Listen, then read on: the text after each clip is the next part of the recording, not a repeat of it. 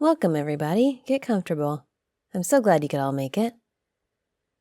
Okay, so I know I said this before, but it bears repeating. This isn't going to be one of our usual sessions. This is just a one-off. That means nothing that happens here will affect any of your progress in our main campaign. Also, that means this is just the one session and that's it. When we're done, we're done.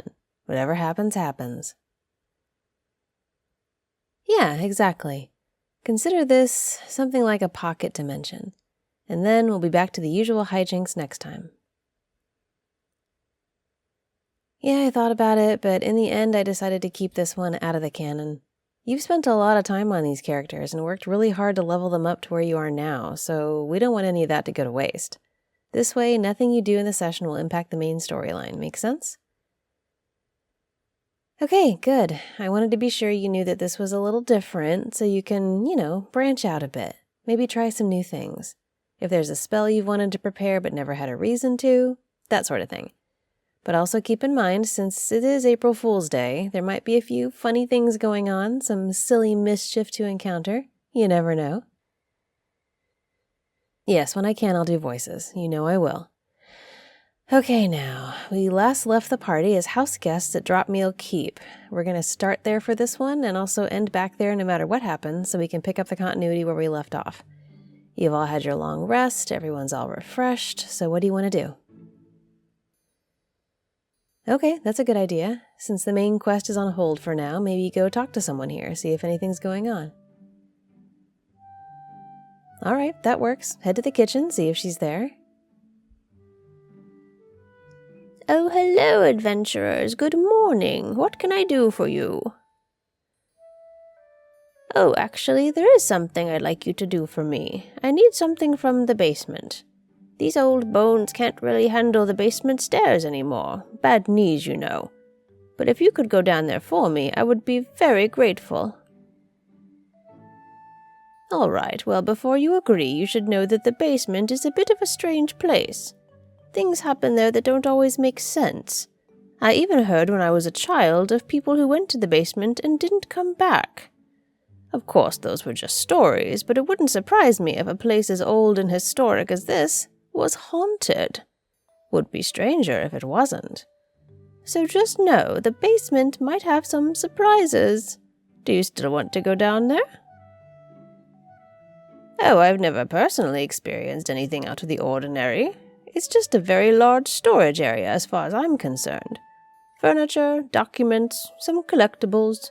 The old dungeons are down there, but even those are just used as cold storage. There are some lovely cheeses, but nothing too odd, at least not for me. Maybe the ghosts don't like me very much. Ha ha ha ha. All right then, if you're going down there, I need a red wooden box with silver fittings. About this big.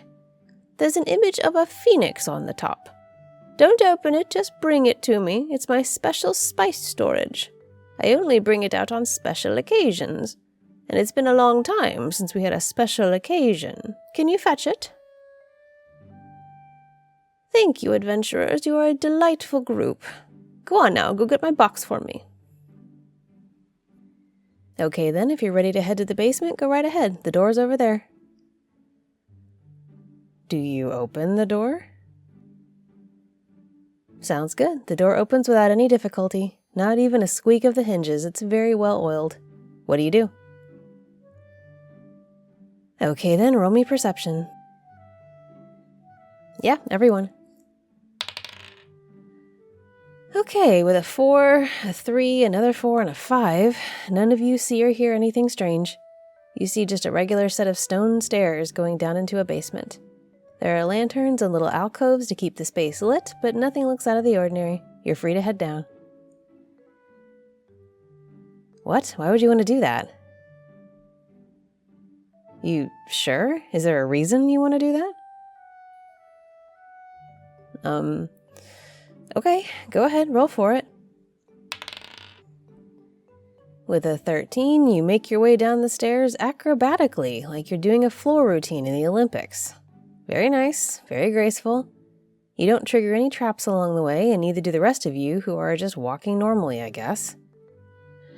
Okay, so you've all made it to the bottom of the stairs. It's extremely dark, but you can sort of make out the size of the room. It's pretty big with a low ceiling, but you can just make out the far wall that way. The shadows of boxes and crates piled around make it difficult for the light from the stairs to reach. What do you want to do? Well, only 2 of you have vision, so for the 2 who don't, do you want to do something to see? You want to what? Okay, but how does stabbing the shadows help you see? I mean, if you want to, I guess that's fine. Go ahead and attack the darkness. Roll for me. With a 6, you swing your weapon madly at the shadows.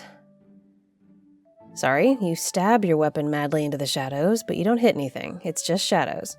And you've worn yourself out a bit in the process. Now what? Some of you have spells that make light. Maybe you take a look at your spells, or even some of your items. What? Why? I mean, technically that's radiant, and it'll leave some light behind, I guess, but wouldn't you rather try something that actually lights up the space? Or gives vision to your party? Okay, fine, it's your choice. Roll it. Interesting time for a good roll, but we take those. You cast Guiding Bolt in the direction of the far wall. It smashes into the stone and crumbles part of the wall to dust, but for the couple seconds it exists, it makes the basement very bright, and the wall holds. Yes, the residual radiance sparkles a little bit. Super helpful if anyone would like to attack that wall with advantage now. Didn't think so. The room is slightly more visible now. It's not great, but you can all make out what's around you. What, the wall? The one you just attacked? I mean, roll me investigation, I suppose. Yes, you too if you want. Okay. The 2 of you, both with 3s, you don't draw any conclusions from checking out the wall. It is a stone wall with some chunks out of it and a slight glow on it. Okay then, back to the room. In the low light, you can all see a dusty, cluttered basement with crates and boxes and piles of furniture haphazardly strewn around. Nothing of interest at a glance, just sort of a mess. Sure, roll it. Interesting. With a 7, you notice that some of the boxes are marked with strange runes, but you can't make them out entirely. They do seem to be very old, though. And you, with a 19, you can tell that there's a ton of interesting old stuff in here. Some of these boxes almost seem to be giving off warmth. The runes are in a language you don't speak, but they look important. And you think you might see the special spice box behind one of the larger crates down on the floor. Do you want to try to get to it? No, you can't take a long rest. Why would you want to do that? Practice your music another time, like literally any other time. Okay, great. How do you want to try to get to the box? You can tell the crates in front of it are quite heavy. What's your strength? I mean, you're welcome to try. Go ahead. Nope, you can't lift those crates. What do you want to try to do instead? Okay, but this is an enclosed space. Are you sure fire is the best option to get through these crates? Remember, you don't know what's in them. You don't speak the runic language. You don't know... Okay, roll me Arcana. You can definitely tell something magical is in some of these crates, but you don't know what it is or how it will react to fire. I mean, if you really want to, is this the party's decision? You all agree with this? I guess I can't actually stop you. Go ahead and roll away. Oh, hang on, what is it? Sure thing, that's a great idea. What spell do you want to prepare? Okay, alright, you can prepare protection from poison. This is gonna be fire. You know what? We ball. Now roll that attack. Okay, so you cast Firebolt inside this basement to incinerate the boxes out of the way. The crates directly opposite you catch fire and begin to burn. Suddenly, from inside one of the crates, you hear a low shriek. It begins to grow louder and louder, more and more shrill, until you're almost deafened by the screaming. It's echoing off the walls of the basement, bouncing off the stone. Something in the box is not pleased. What do you do? I'm not going to do the screaming voice. What do you do? Okay, what spell? Alright, but Blink will pretty much take you out of the entire situation, are you sure? Are you that worried about what's in the box? Okay, but your party may not be happy with you. You cast Blink, roll it. That'll do, you're blinked out of the situation. The screaming gets even louder, the floor begins to tremble and shake, and with that, everyone roll initiative. Okay, there we go. Now you blinked out. You'll just have to keep rolling an 11 or better each turn, unless you'd like to blink back into the battle. Would you like to do that? Okay then. The rest of you see the burning crate split in half and red light pours out of it. The wooden slats vibrate and then burst apart. From inside what's left of the box, you see something emerge. And this is what you see. Yep, that right there. It's a tall, wiry creature with long, stringy hair that hangs in its face. Its fingers look overly long and drag a bit on the floor as it hunches just a little to fit into the room. Its skin is dark purple with mottled bits of green here and there, and its face is just a huge gaping maw with tiny conical teeth in row after row. Tiny creases at the top of its face suggest maybe there are eyes, but you can't be sure. It's screaming as it climbs out of the box, and it stretches and pulls at its own hair and arms as it looks around for what caused it to wake up. Oh, it's a homebrew thing. I made it myself. What do you think? I know, right? Okay, so you are acting first. What's the play? Alright, sounds like a valid attack. Roll for it. That's a miss. What else you got? That works. Roll it. That is also a miss. Anything else? Okay then, just hunker down. Your turn. Friendly reminder that if you cast that, your party mate will also be in the line of attack. Do you want to continue? Are you very sure? Okay then, roll it for me. That hits, and also hits your teammate. Roll me damage. Okay, so you did some significant damage to the creature, and it begins to wail even more intensely. Your teammate is now injured, and yeah, every turn we'll roll for that additional damage. Nice spell. Shame you took some of your party down with it. Next up, the creature. The creature raises its long fingers and takes a slash at you. You're the closest, unfortunately. That's a hit. Let's check damage. Okay, that was a solid hit. It takes another one. Another hit, more damage. You are down to badly injured. That was quick. Any reactions? No, why would you? That's silly. Okay then, you. Roll for the blink. Still gone. I'm sure the party loves that. Next is you. I mean, you do have a very injured teammate right there, and we've just started the combat. Okay then, healing is for losers. I get it. What's your attack? That also will potentially have an effect on your injured party member. Are you sure? Really? It's like you guys are trying to kill each other off. Okay then, let's go. The creature takes some damage, not as much as you might have hoped. Your party mate, however, is currently at near death. Yes. So, top of the round, you are near death. What would you like to do? No healing potion or literally anything else to keep you alive? I mean, go ahead. What have you got to lose?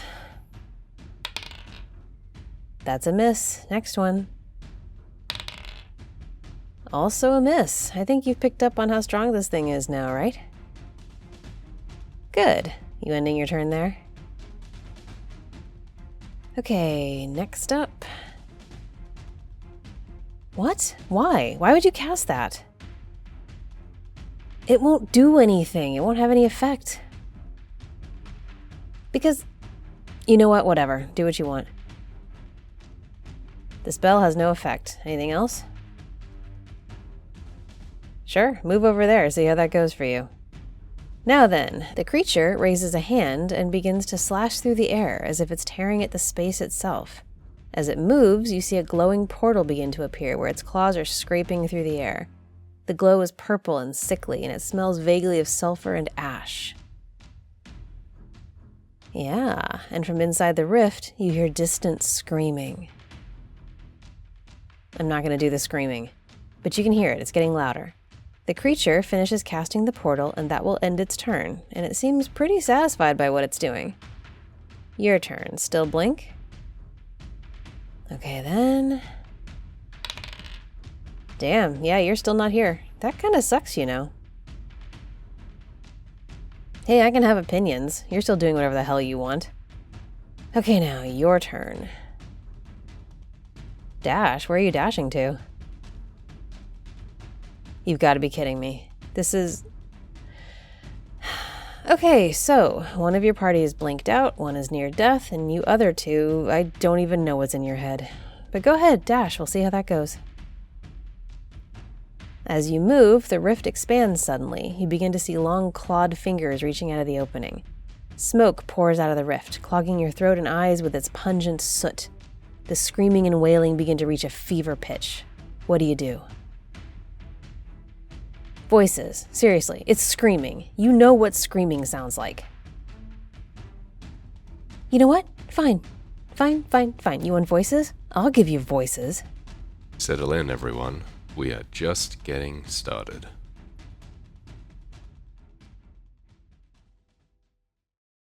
Psst. You know what you could do right now? Join my Patreon. The Patreon is a great way to support me and get some fantastic benefits. You get access to my private Discord, where we have hangouts and movie nights and things like that. We have movie night coming up next week, actually. Everybody's going to vote on what movie they want to watch. I'm a little nervous about it, but we'll see how it goes. And you'll also get an extra audio every single week. There are like 45 or 50 of them backed up on Patreon right now for you. So if you like that sort of thing, if you like audios, and I know you do, come support me on Patreon or become a channel member. There's that join button right there on the bottom there below somewhere. It's there. I don't know where it is. It says join. If it says join, you can become a channel member. That makes you a member of the Sweetness Club, and you get all those extra audios every week as well, plus early access to the regular audios. But I personally think the Patreon is better. It has a lot more perks attached to it, and you could also be the Sweetness patron for the audio, like Thane. Yay, Thane! You're the Sweetness patron. If you want to support me, if you want to get some cool stuff, and you want to be part of the community that is the most wholesome corner of the internet, come join the Patreon, and I will see you on Discord.